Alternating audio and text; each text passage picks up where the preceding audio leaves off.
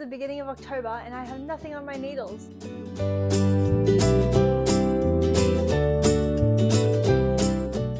Hi, if we haven't met yet, my name's Katrina Walser and I'm a knitting teacher, designer and tech editor based in Sydney in Australia.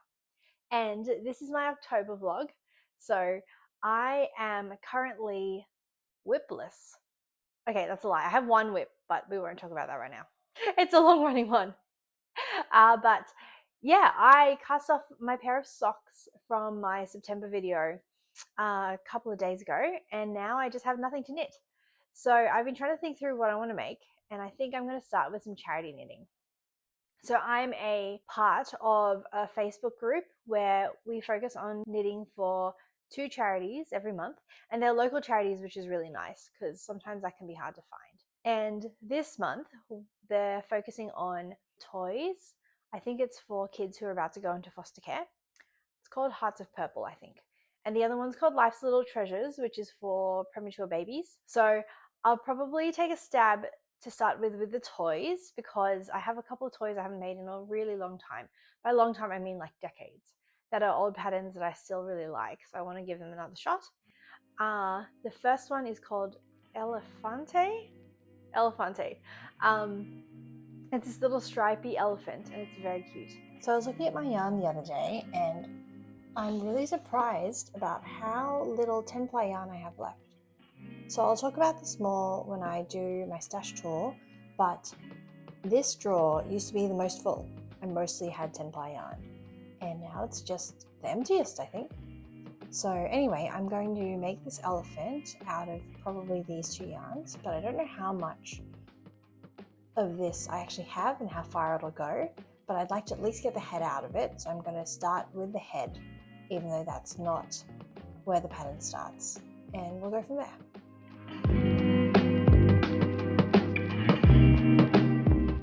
This pattern starts from the trunk, so I cast on, and after I finished the trunk part, I couldn't help but noticing it looked somewhat anatomical. Maybe it's just me, but anyway. So the pattern's written for DPNs, and it tells you to set up with a certain number of stitches on every needle, and that number of stitches actually matters because it'll tell you increase at the end of needle 1 or increase at the beginning of needle 2.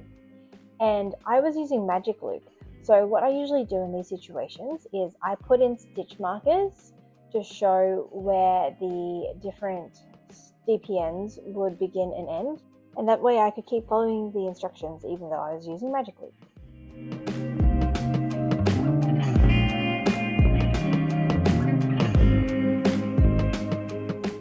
When I got to the head decreases though, I found that I was wishing I did have some DPNs, which is not at all something I ever wish. But once you put the stuffing in, it was really hard to work around in a circle. In fact, it got so bad that I ended up looking to see if I had any DPNs of the right size, and I just didn't. So the reason it was very annoying was that the circle was so round that you couldn't put half of the stitches onto the needle at one time, which is what you normally do with magic loop. So I ended up putting tiny batches of stitches onto the needle at once, maybe about 7 or 8 stitches, and I'd work those ones and then put the next batch of 7 or 8 stitches onto the needles and just keep going around the circle like that, and it got very annoying very quickly. So if you are doing something like this, I'd recommend finding DPNs if you can.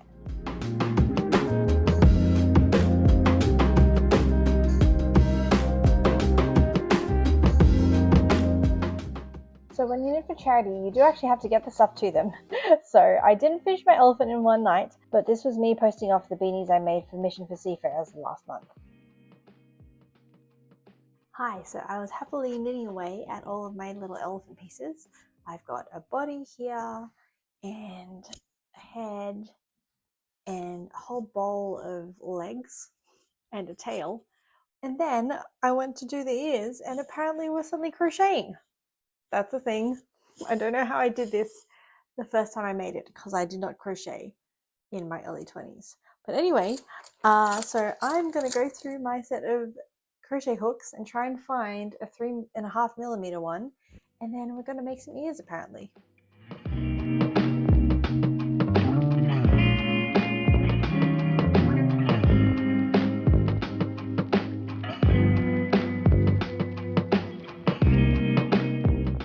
So I started crocheting and it took me a sec to figure out what was going on, but this was the moment that I realized that I had accidentally done a pinhole cast on instead of normal crochet, which meant that I had live loops on my crochet hook like you would if you were knitting, instead of a single loop like you should do when you're crocheting.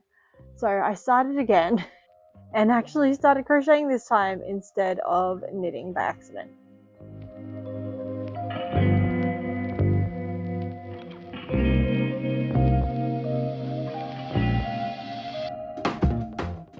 Hi, so I have a bunch of elephant pieces. I need to seam these together and I'm really not in the mood. I think I've been procrastinating from doing it, but I should just sit down and do it today to get it over and done with. Part of what I hate about seaming is just not knowing exactly where to place things. I think that's the big thing with toys, is that it's just like, think of the pictures like here, but I'd rather do it there. And so it's just because it's so imprecise, that's part of why I don't like it. But I'll sit down and do that this afternoon just to get it over and done with. And then the next project that I'm thinking of is a pajama set for myself. So this is Obsession Yarns. Their color is called Chroma, and I really quite like this purple because I'm a bit of a sucker for purple. So I was originally going to make a short and little bralette top, but then I realized that what I really just want is a duplicate of an existing pajama set that I've got. So I made a ripple crop top and ripple butt shorts set by Jessie May back in 2021 when it was like really, really popular. And I had to make a lot of modifications, but I wrote down a lot of notes about the mods that I made. So I think I'm just going to use those notes because at least I know that this way it'll fit me and we'll go from there. So the only thing is that it's for a DK weight yarn and this is 4 ply. So I'm going to hold it double and we'll see what sort of gauge we get.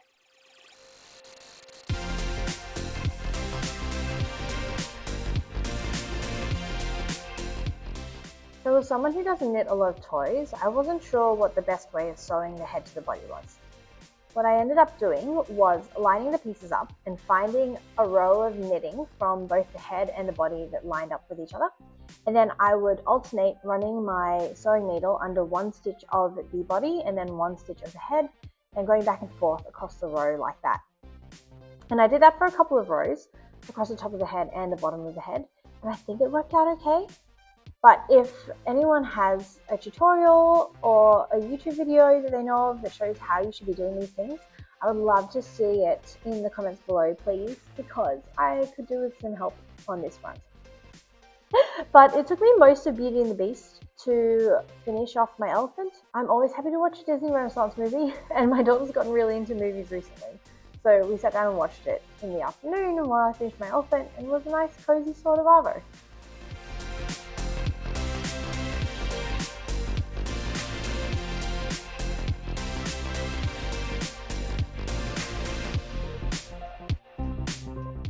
So speaking of my daughter, she doesn't knit yet, but she's always been fascinated with my yarn winder and my Swift, and she's helped me wind my yarn since she was like 2.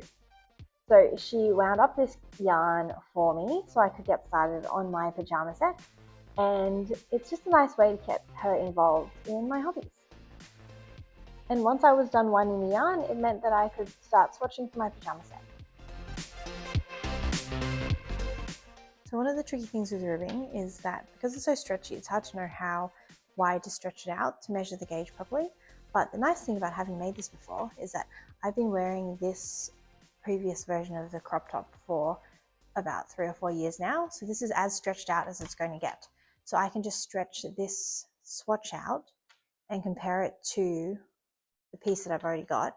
And if I like what the material looks like when it's as stretched out as the existing crop top, then I'll know that it's okay because that's where it'll settle long term. And I'd already tried doing this on a 5mm needle and I stretched it out against the crop top and it was too stretched. So I've done this now on a 5.5mm needle. So I'll try that out and see how I go, but I suspect that it'll be fine. Hi, it's been a sec since I checked in about my crop top, but this is what I've got so far. And It's pretty funny because I realized recently that this is basically a beanie. So the cast on is about as many stitches as I would normally use for a 8-ply beanie.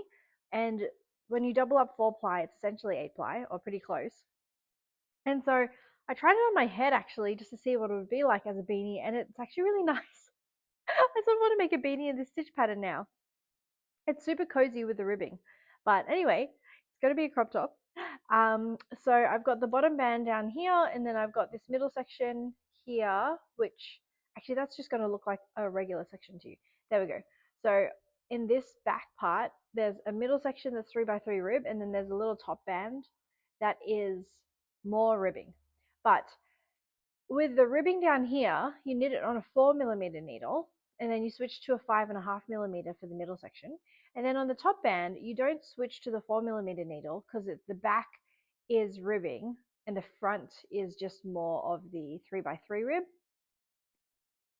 And I really don't like this. Like, look how gapey that looks compared to this 1x1 rib down the bottom that's nice and tight. So I'm going to undo it, and what I'm actually going to do is that there's a way that you can set needles up when you're working in the round so that half of your stitches are on one needle and the other half of the stitches are on another needle. And that's for people, generally it's for people who don't like to magic loop. But I figure there's no reason that you can't make those two needles different sizes. So I'm going to set it up so that the stitches that are in the 3x3 rib are using the 5.5mm needle, and then the stitches on the back with the 1x1 rib are using the 4mm, and that way I can get nice tight ribbing in the back.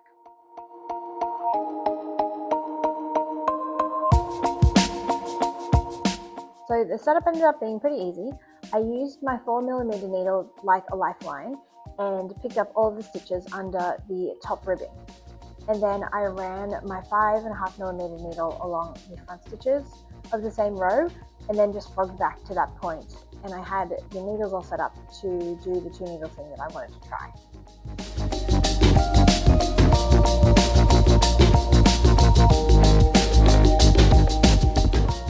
Hi, it's been a sec since I checked in about my little top, and it's going pretty well. So I finished the tube part, and then I'm working on the little triangle top bits at the moment.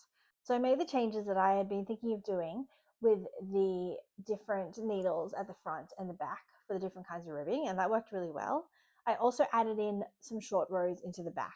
So because I was using smaller needles for the 1x1 rib, it meant that the row gauge was quite a bit smaller too.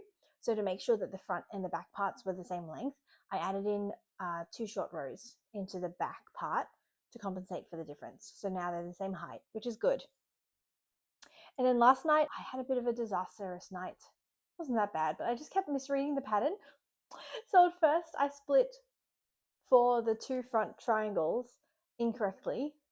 So I had way more stitches on the right side than I did on the left, which was pretty silly. So I fixed that.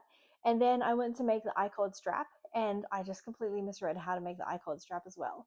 So I got about 6 rows in, and I was like, there's something not right about this. So I sat down and read it a bit more closely, and it's like, oh, okay, my bad.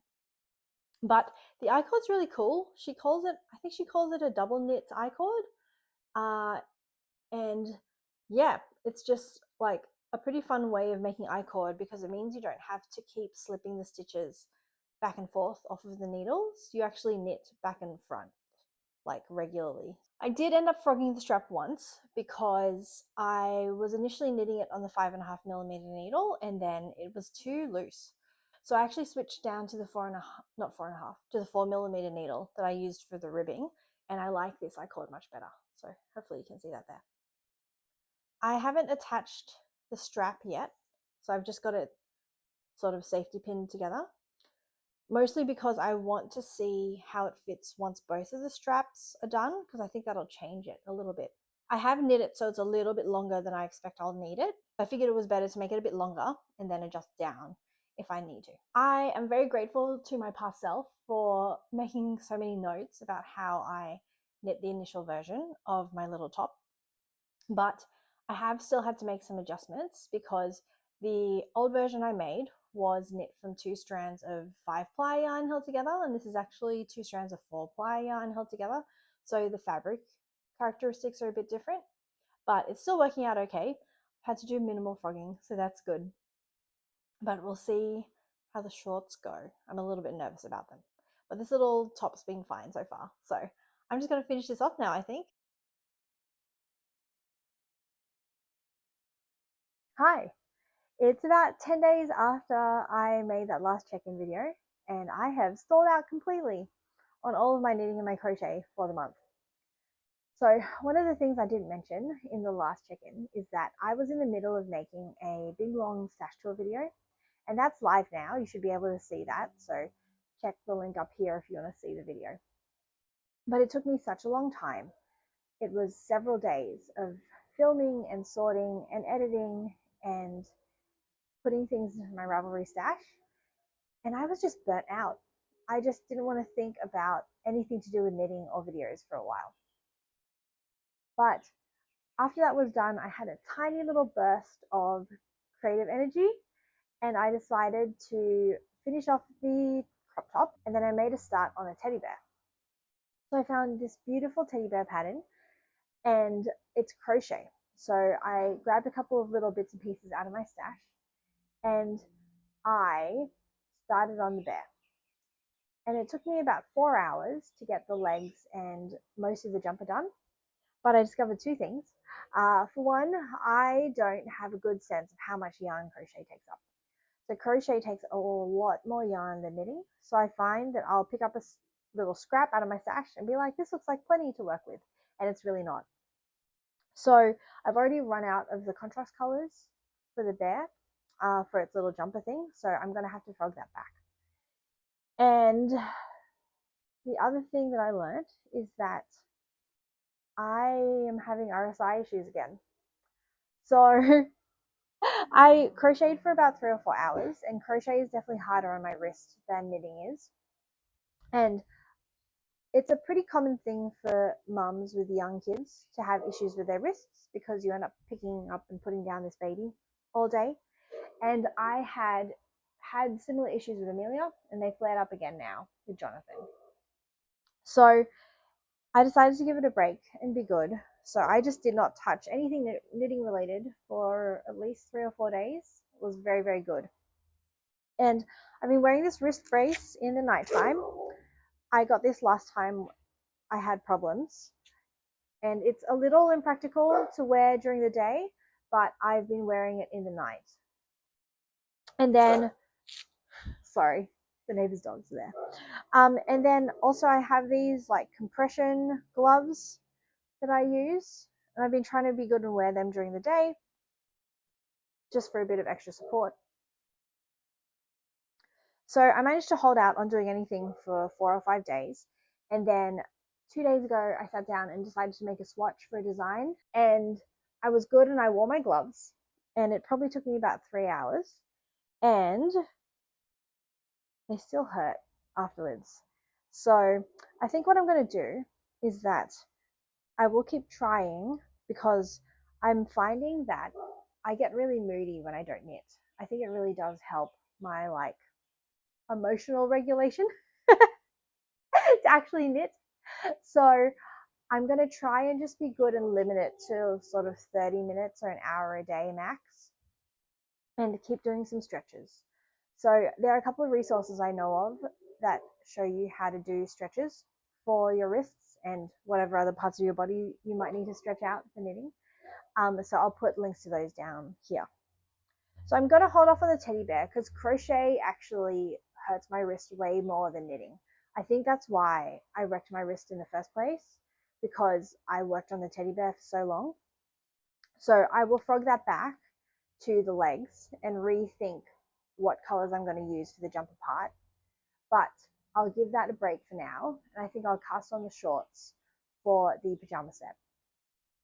And hopefully if I try and limit myself to short bursts of knitting, then we can actually get some done without being in too much pain.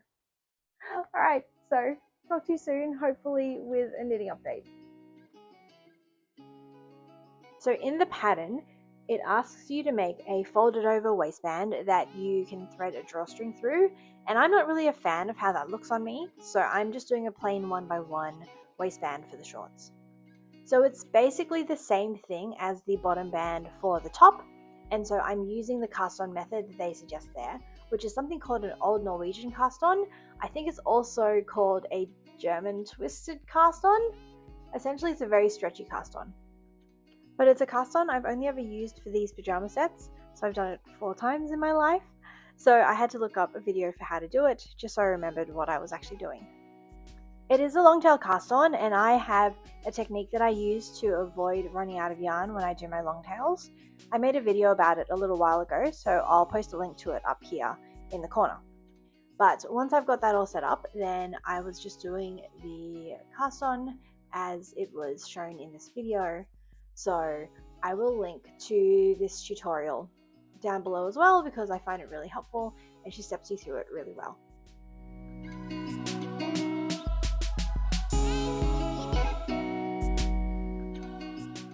So the other thing that slowed me down knitting wise this month is that it was Jonathan's first birthday, which it's wild to think that he's won already.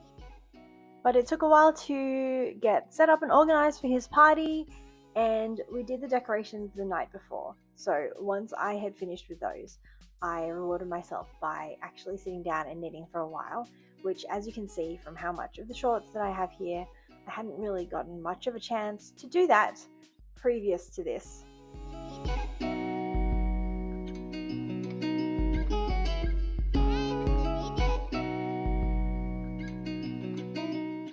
So one of the ways I can always tell if my life is a little bit more under control is if Wes and I have time to play board games in a night.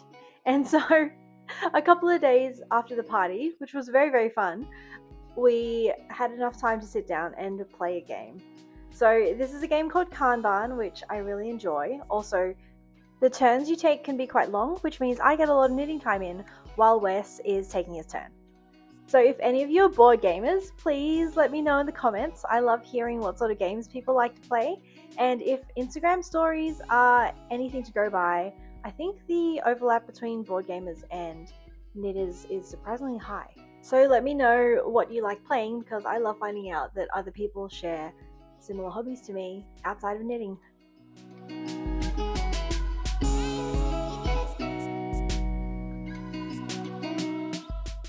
Hi, so I realized I just made a really big mistake on my shorts.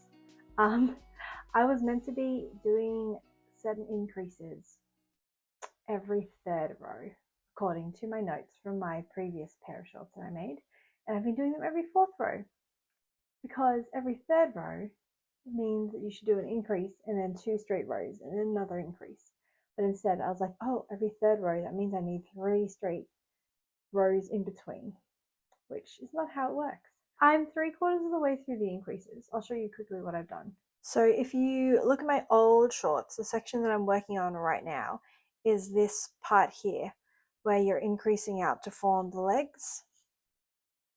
So you start at the waist and then you add more and more stitches to accommodate your hips, and then you split for the legs down here. So I'm working on this increase right here, and I've just spread the increases out too far, so this section is becoming quite long. I also accidentally added too much length to this part up here as well, so these shorts are just going to be much longer than the previous ones, which I don't mind, they'll fit a bit differently.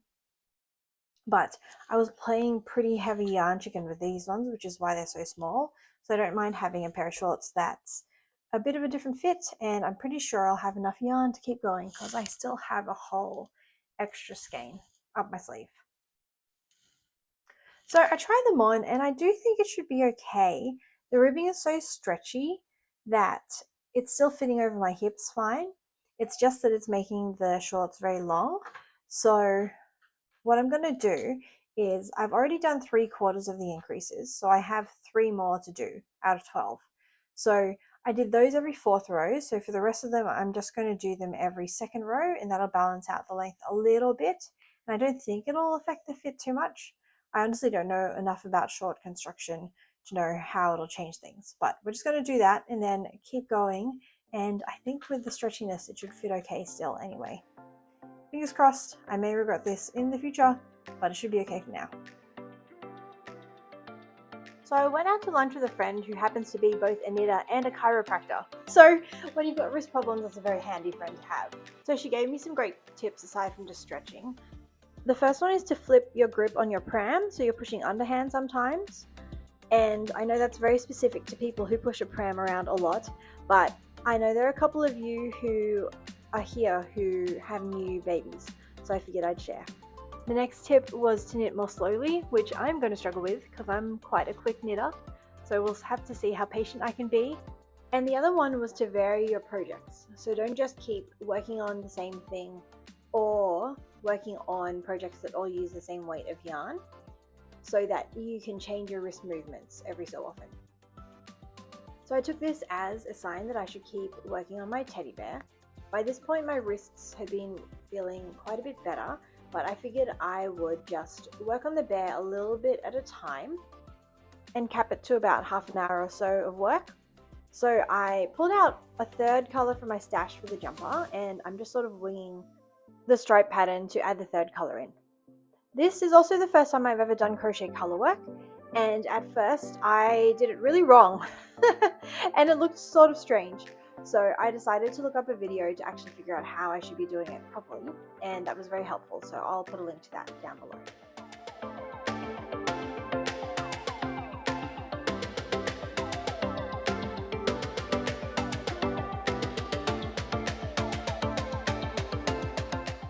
So after my 30 minutes of crochet time was up, I decided to switch back to my shorts, and I was up to splitting for the legs, which turns out to be a very similar process to splitting for the arms and body of a top-down jumper. So it was straightforward enough, but it's a bit of a fiddly process. But once that was done, the legs are very short, so I decided to just finish them off because it was the last day of October and I really wanted to have this as a finished object for October. So I was pushing it a bit with my wrists, I think, but they'd been doing so much better that I figured I'd try it. And thankfully, they turned out fine the next day.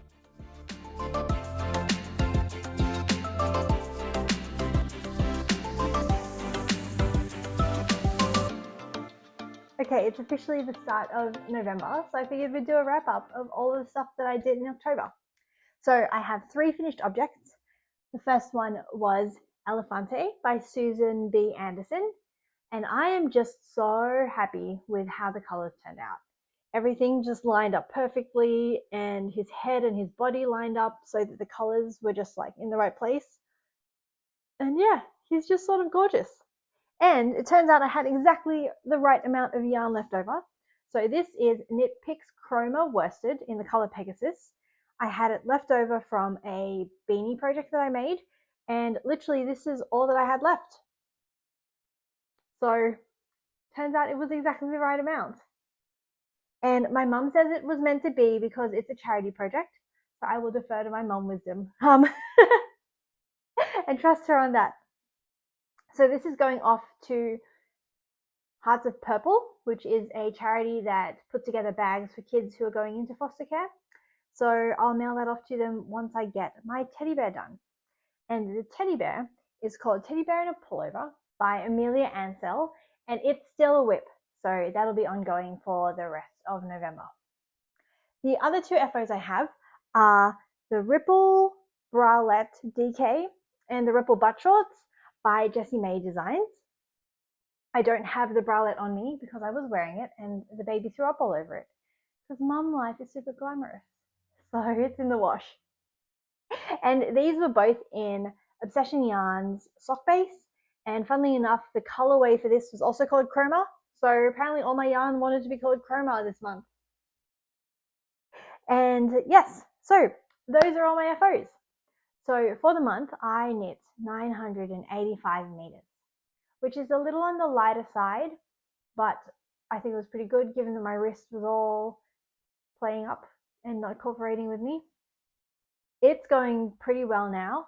I feel much, much better compared to how I did a couple of weeks ago. I think doing all of the rest and taking breaks and taking it slowly has gone really well. So I'm going to try and continue to take it easy. I'm not going to go crazy town and just like try and speed through everything again next month. I'll just keep taking it slow, vary my projects, take breaks when I need to.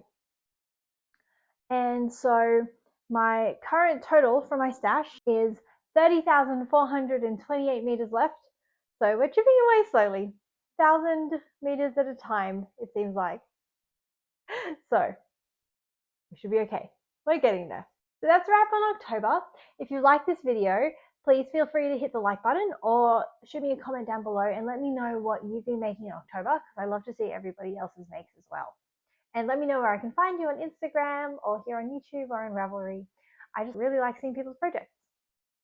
And if you have enjoyed watching this and you want to follow along with my journey, then if you want to stay up to date and know when a new video comes out, you can hit the subscribe button right here.